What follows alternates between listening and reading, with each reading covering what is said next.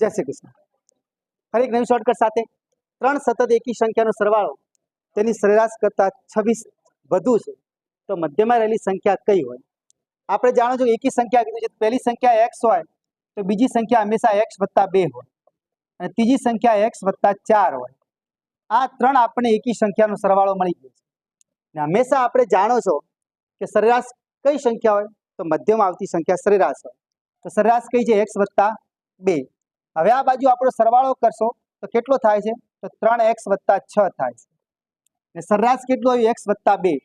પણ આપણે કંઈક આપ્યું છે એક્સ્ટ્રા કે સરવાળો છે ને તેની સરેરાશ કરતા 26 વધુ છે, તો એનો મતલબ કે એમાં 26 ઉમેરી દેવા। તો આ 3x + 6 છે, આ x ને આપણે લાવી દઈશું આ બાજુ તો 3x - x થશે। નહીં 26 ને 2 28 હતા, 28 માંથી આ 6 જશે એટલે આનો અર્થ કે 22 થઈ ગયા। તો 2x ની કિંમત 22, તો x ની કિંમત આવે 11। તો આપણે કીધું કે વચ્ચેની સંખ્યા શોધવાનું કીધું છે, વચ્ચેની સંખ્યા કઈ આવે? 11 + 2 એટલે જવાબ આવે છે